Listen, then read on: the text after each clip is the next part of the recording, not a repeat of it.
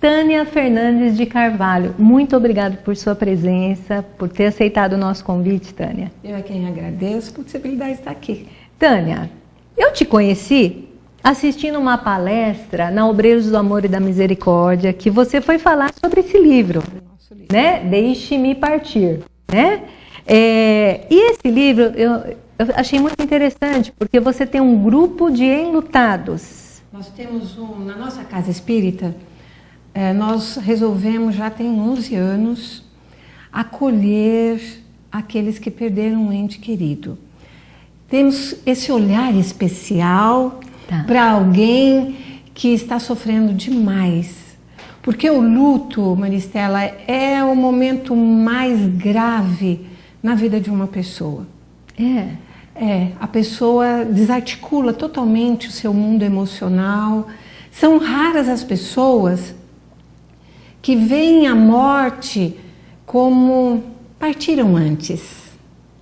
As pessoas sentem, mesmo nós espíritas que lidamos, procuramos entender esse momento de afastamento temporário, é muito difícil. Às vezes as pessoas dizem, mas vocês espíritas é fácil. Não, não é fácil. Porque nós queremos a presença da pessoa. Nós queremos abraçar, nós queremos brigar, nós queremos trocar ideias, nós queremos a pessoa. Então esta ausência, ela desarticula o mundo das pessoas. E há 11 anos nós vimos acolhendo essas pessoas na casa, de todas as religiões. O nosso grupo procura acolher a dor, não o vínculo religioso. Claro. Sim. Mas é interessante que antes, no início do nosso trabalho, nós tínhamos essa preocupação de não falar em religião. Mas fomos surpreendidos com pessoas que nos buscam querendo saber o que o espírita esclarece sobre a morte. Então somos obrigados a falar sobre esta ótica, mas nós acolhemos a todos. Vamos falar onde fica o seu centro espírita, né? Que você faz parte. A nossa casa chama-se Núcleo Assistencial Espírita Paz e Amor em Jesus. É lá no bairro do Tatuapé, em São Paulo. Nós temos um site, posso falar? Com certeza. www.pazeamor.org.br pazeamor.org.br. Então lá as pessoas que tenham interesse podem acessar e a gente tem lá um ícone falando do nosso Encontro Amigo. É o nome do nosso grupo. Encontro Amigo. Encontro Amigo. Que lindo. Inclusive na palestra você foi citando casos que depois eu li o livro. Aliás, eu comprei esse livro, gente, para um casal de tios meus. Tio Mané e tio Ondino, um beijo para vocês, amo vocês. E até esse programa em homenagem a vocês, pelo luto que eles vivem, né? A perda do André, o meu primo. E também para o meu pai, meu querido pai, porque quem já não passou por um luto? E o meu pai era meu herói. E aí vai ser para sempre. E eu não posso falar mais, senão eu começo a chorar. Mas assim, é bárbaro esse livro. E aí eu fiquei sabendo que a venda, né? A renda do livro, você dedica à comunidade que você é dirigente. Isso. E eu estou emocionada. Não disse que ajuda o luto aí. Então, ajuda aí. Quando nós fomos convidados a escrever sobre a nossa experiência no grupo Encontro Amigo, justamente ele é o resumo do Encontro Amigo. Nós procuramos fazer um texto pequeno, porque o enlutado não tem como ler grandes textos. Ele está triste, ele está voltado para dentro de si, ele está, enfim, triste. E o grupo faz com que cada um que ali compõe fale da sua experiência. E é riquíssimo esse encontro, porque um que já está um pouquinho melhor no entendimento desse momento, passa a sua experiência, um ajuda o outro. É lindo o nosso grupo, nesse sentido.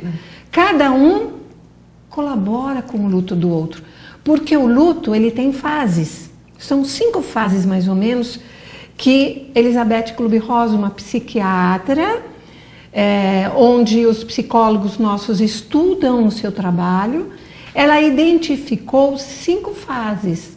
Primeira, a negação. Isso interessante. Tá. A negação. Tá.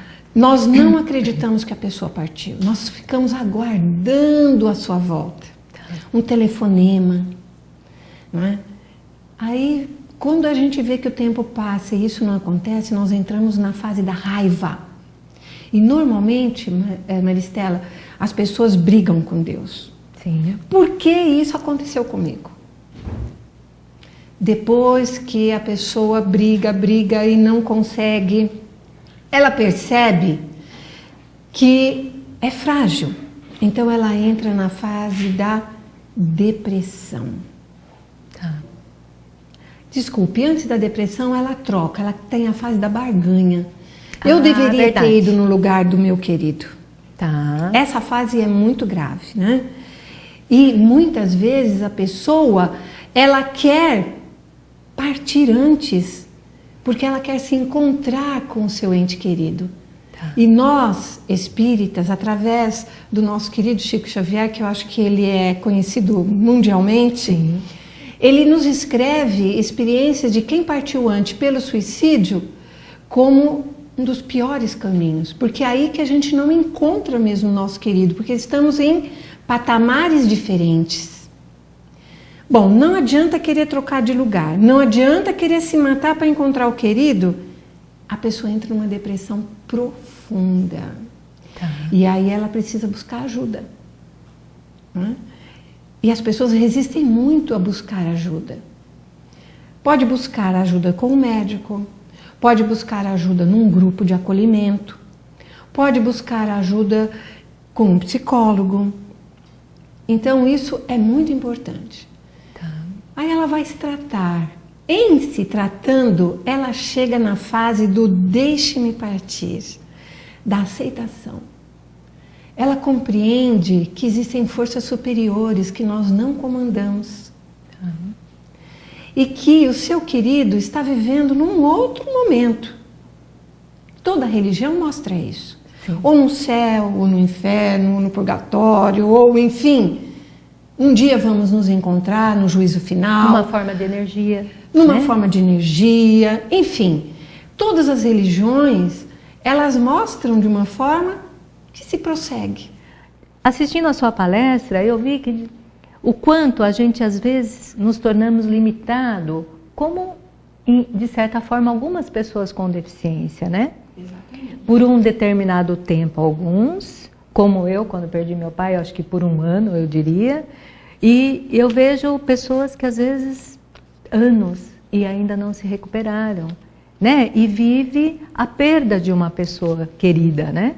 Exatamente. E você estava dizendo isso no Deixe-me Partir, desse grupo, essa troca que vocês têm, né? Compartilhar de experiências. Como é que nasceu esse grupo? O nosso grupo, Que já faz tempo, né? 11 anos, ele surgiu em conversas com uma amiga muito querida, porque existe um centro espírita em São Bernardo, chamado Obreiros do Senhor. Tá. E lá minha amiga é psicóloga, havia perdido o seu esposo em função de um câncer no cérebro, e ele era meu colega de trabalho, inclusive. E nós conversávamos sobre isso. Ela disse: olha, eu fui convidada a fazer um trabalho na casa espírita para acolher as pessoas que buscam a casa espírita, para entender esse momento. E ela, como psicóloga, formou esse grupo de acolhimento. Bacana. E eu fiquei encantada com a ideia. Fui visitar e quis replicar isso lá na nossa casa espírita. Que legal. Então ela nos ajudou, a Rosa Maria veio, e quando o grupo já estava um pouquinho melhor, mais maduro, ela de vez em quando vem nos visitar. Então esse grupo tem o fim então de propiciar um ambiente favorável a quem passa por essa limitação. A pessoa fica realmente com uma deficiência. Tá. Ela não consegue mais lidar na casa, ela não tem mais um olhar para a família. Se for uma mãe, então, Nossa. ela foca unicamente no filho, não mexe no quarto, não quer que fale, não quer que cozinhe mais a comida que o filho queria, gostava. Então a família fica doente, a família fica limitada. E chega um momento que ninguém mais sabe como lidar com essa pessoa, porque ela só chora, ela fica resguardada num canto, ela não vê mais a vida com um olhar especial. Então, o enlutado, se ele não se cuida, ele fica, poderíamos dizer, entre aspas, um deficiente emocional. E ele precisa desse cuidado. Então, se alguém perde um ente querido, ela precisa buscar ajuda. E a gente que está do lado ajudar também, né? Termos essa paciência de aguardar, deixar a pessoa chorar. Ouvir. Eu tenho amigos deficientes e eu sempre questiono se quando eles se veem na deficiência, né, sem uma visão, sem um membro, se ele não passa pelo luto. E ele passa pelo luto. Ele passa por essas Principalmente quando ele fases. adquire a deficiência Posteriormente, exatamente. E os pais, quando recebem um filho deficiente, passam pelo luto.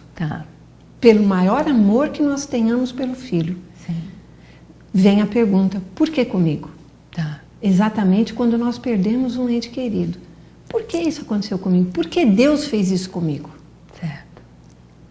Mas assim, quem está nos assistindo e de repente está lá no interior ou em outro estado, porque nosso programa vai para mais de 50 cidades, né?